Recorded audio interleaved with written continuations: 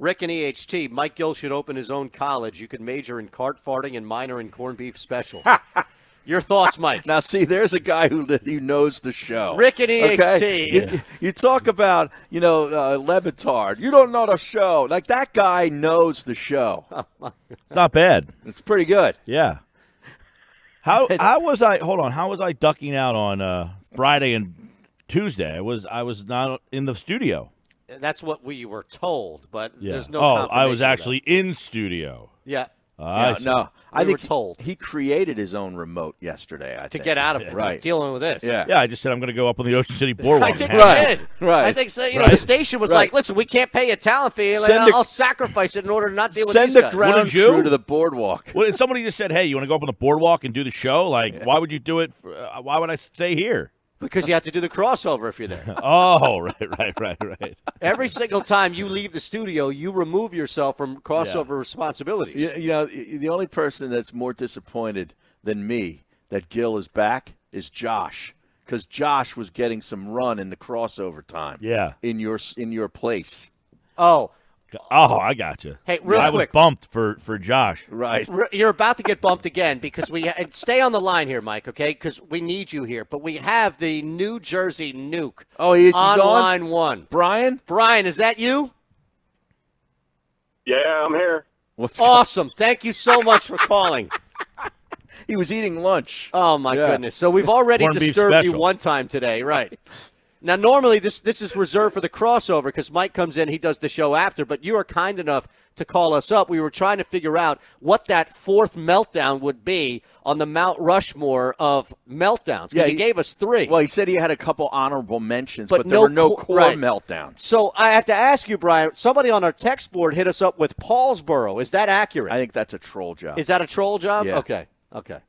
I don't know my reactors from my meltdown, so we go to you. What would be the fourth one if you had to pick an honorable mention?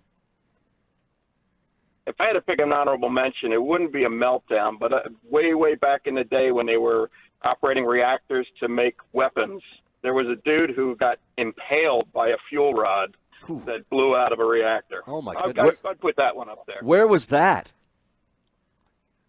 I was in Idaho, way far away from human activity. Oh, my God. Impaled by a fuel rod? Wow. What a way to go. That sounds like Game of Thrones. Yeah, seriously. That is an ugly way. Now, have you seen Chernobyl? I don't know if Mike has seen Chernobyl either, but have you seen have you seen this series? I have not yet. I've heard a lot about it, but I'm going to watch it on demand. Does somebody like you watch this and think, all right, it's a drama, there needs to be more, or can you truly enjoy it as a historian and somebody who knows way more about nuclear reactors than anybody else listening? Yeah, I think I can enjoy it. I've read a lot about it, and I'm told that some of the details about the reactor and what happened are not quite accurate, but I can roll with it and give a little poetic license, if you will, to these directors and producers. See, we should start a series in which we watch something like that with an expert. And Brian would be perfect to sit down and watch Chernobyl with. That would be good. Maybe that's our next binge club. I'm telling you, man, that would be fantastic. I don't know if he can commit the time to calling into the show all the time. No, not all the time. And, maybe we could find a way to compensate him for his time or something like that. Mike Gill's got deep pockets. Oh, yeah, of course. Brian, we thank you, really. About every 10 years. Thanks, Brian. Thank you, Brian. Something comes up that I'm useful with. Yeah. No, I think it would be cool. I think it would be different to see something like that, especially because you could point that out, and it's not the person who's worked on a movie set and, they cut there, but you can actually fill in some necessary voids, I guess, of information and what happened with the corruption and the holdup, or cover-up, pardon me. Yeah, that was the worst part of this, actually. Except for the exploding reactor and contaminating the entire area. Yeah. Thanks, Brian. All right, Brian. Thanks, buddy. All right, now did that derail and ruin Mike's lead-in? Because we're here to provide a lead-in for Mike Gill. Do you think that just ruined Mike Gill's lead-in?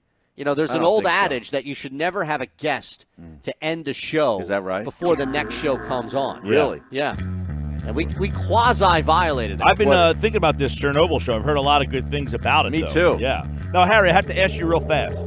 What prevented you from watching the NBA Finals game live the other night? He fell asleep. I fell asleep. He said that. I heard you bring this up with Jeff 15 times yesterday. Oh, really? He said it 20 times. They were talking about me? He fell asleep. Yeah, I set the DVR knowing I'm not going to be able to make it most times to the fourth quarter. So then I just went to sleep at halftime knowing that I could get up very early the next morning and watch it and not know the score. These guys only hear what they want to hear. Yeah, good. Telling me that Nick Nurse isn't qualified to coach in the I finals. never said that. What's Who wrong said with that, you? Mosher? Yeah. Ah, jeez. Hey, what do you got today? We got 2 more chances for the suite, and I also have a chance for you to go to the Hall of Fame. Oh, look at all these giveaways on the Gill Show. It's good. Yeah. It's good to be the king. I'll take 1 or 2.